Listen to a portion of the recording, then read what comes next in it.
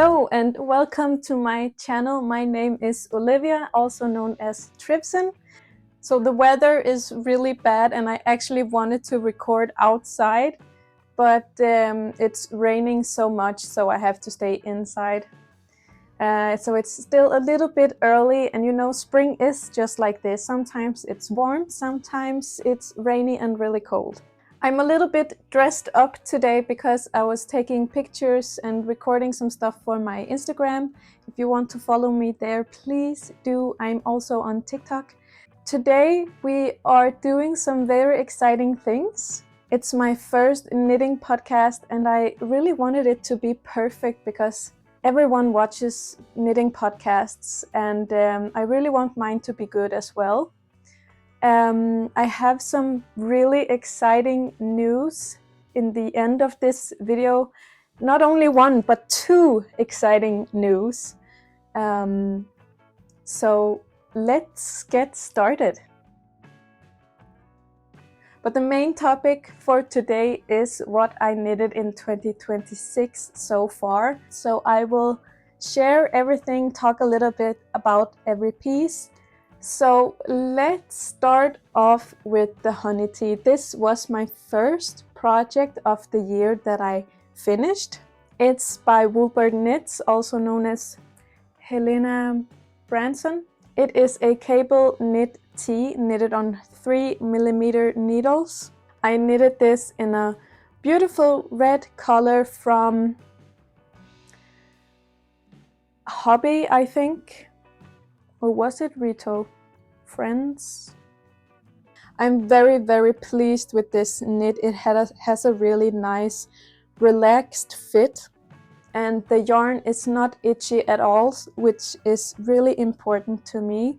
I made a review video on my channel on this. If you want, you can check that out.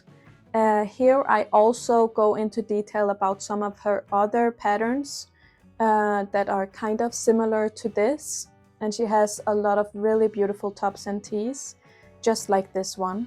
It was really not that difficult to knit. I explained that there was some German short rows on the sleeves, which were a little bit difficult when you're knitting with cables to do German short rows.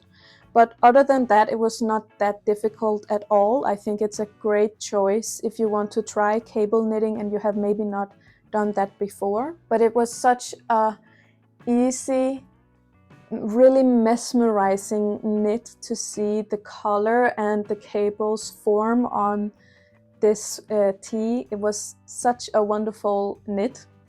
Then I knitted this Greenlandic sock, and I have only one of those because it was a little bit difficult to knit. It is my own design, and it is what I started with on my Instagram and my TikTok. So every little row of this sock has some kind of culture in Greenland, and I try to explain that, as well as like showing how I knitted that row and how I came up with it. It is really cute, but I don't wear it. It was really hard to knit. Sometimes I had to knit with like 3 or 4 strands of yarn, which I am not the best at. But it was a fun way to get started with my Instagram and TikTok. Actually, I ended up redoing everything and then just knit flat and sewing the sides together and then make the sock. Yeah, I thought about making this a pattern, but I didn't really like the quality myself, so I am not going to make a pattern for this, unfortunately. But it was a really fun experience to knit this and posting about Greenlandic culture. The background of doing that, of course, was that in the beginning of 2026, Trump wanted to take Greenland and make it his own. And as a Danish person myself, and my boyfriend is Greenlandic, I felt like I had to do my own little protest. And then I wanted to share a lot about the Greenlandic culture, and this was my way to do that. If you want to check out all the different myths and like Greenlandic culture stuff, you can look on my Instagram or TikTok, but I thought I wanted to share the Northern Lights in Greenland. The myth is that the Northern Lights are the souls of those who are dead, and if you go whistle outside when there's Northern Lights, the souls would take off your head and play football with it. And that's why some children in Greenland are really scared of whistling outside, and they run home if someone does that, because they think that the souls will take their skulls off. That was the second one. Then I have the Rosie sweater, and I forgot to weave in this end, and it's because I haven't worn it yet. I will maybe wear it. But if you have seen my project vlog or my Rosie sweater review, I'm not that happy with it. The color is a little bit off, and it's totally my fault. I ordered the wrong color. This is also a superwash yarn like the honey tea, and it was really difficult to knit. The chart were not easy, and the whole like construction of the sweater was really difficult as well. And I am not the best color work knitter, so like doing the increases and picking up stitches as well as knitting color work was really difficult. There was also some small difficulties in the pattern. For instance, the charts. There are 3 different charts for the sweater, and then they're all different, and they all have a different type of title. Instead of calling it front, back, and arm, they are called A, B, G2, which for me was difficult to remember that A was front or back and G2 was arms. So I had to like scroll up and down in the pattern to remember what the chart name was for that piece. Not very intended for like beginner or slightly intermediate knitters. Like you have to be a really good knitter, I think, to knit the Rosie sweater. Then we have I think my favorite piece this year, or like my favorite piece at this point of the year, and that is my Bubblelicious sweater by Kutovakika. I have not blocked this yet, but I am going to tonight. It is a cable work sweater on 5mm, and it is covered with these bubble stitches, which I think is so pretty and so gorgeous. Like the texture of the sweater is just so amazing, and the color is just right for spring. I knitted that with heavy merino and with soft silk mohair from Knitting for Olive. It is the first mohair that I can actually wear right next to my skin. It is so soft, and I'm so happy to find out that I can actually wear mohair, because for a long time I thought I couldn't. But I've tried a lot of different types of mohairs, and I finally found one that doesn't itch. Knitting for Olive soft silk mohair is a little bit expensive, but for me it's totally fine. I am not going to wear mohair all the time on my sweaters, but for some sweaters I do want that halo effect, and I think it's so nice that I can actually choose something, pay a little bit extra for it to not be itchy, and I'm really happy. So that was a really perfect knit as well. It was super easy. I was so engaged by the cables and the bubbles. I know some people have a little bit difficulty with the bubbles because they are a little bit tedious to do, but I actually really liked it, and I was not bothered by the bubbles at all. I think it was a perfect mix of cables and bubbles, and I was so entertained, and it was so wonderful to knit. I started this knit when the weather just turned really good and was warm and the sun was out. So this sweater also has like a lot of that beginning of spring feeling to me because I knitted this during like the good days of the spring so far. Then we are moving on to my latest finished project, which is the square neck camisole, which is the leftover yarn from my honey tea.